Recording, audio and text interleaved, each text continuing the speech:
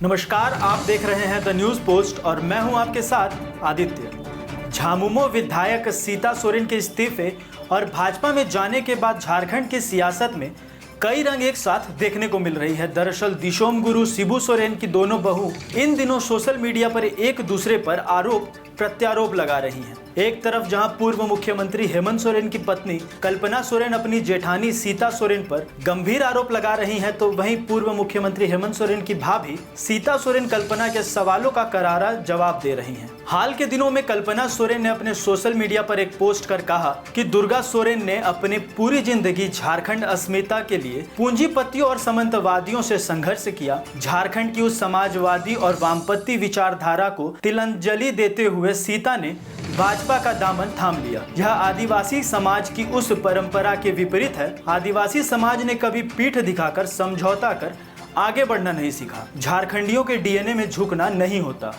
सच हम नहीं, सच तुम नहीं, सच है सतत संघर्ष ही।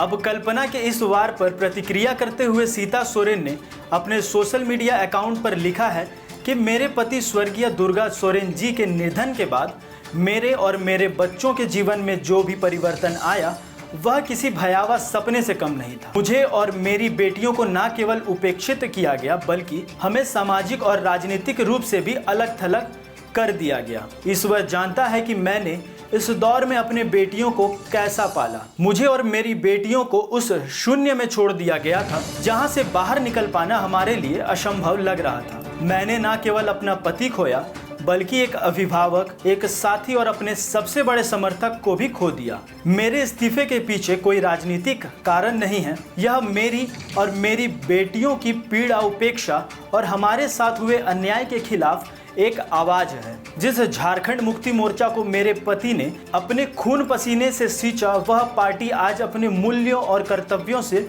भटक गई है। मेरे लिए यह सिर्फ एक पार्टी नहीं बल्कि मेरे परिवार का एक हिस्सा था। मेरा निर्णय भले ही दुखदायी हो लेकिन यह अनिवार्य था। मैंने समझ लिया है कि अपने आत्मा की आवाज़ सुनना और अपने आदर्शों के प्रति सच्चे रहना सबसे ज़्यादा महत्वपूर्ण है।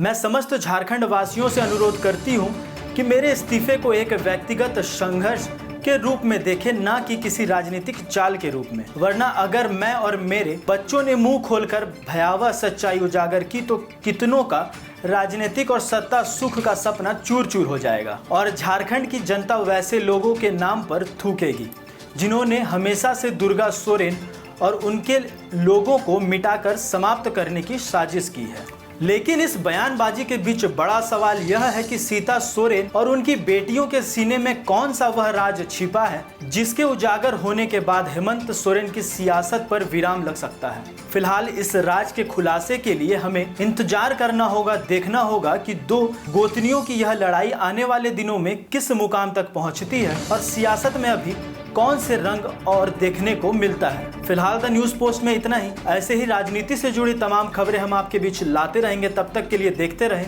The news post.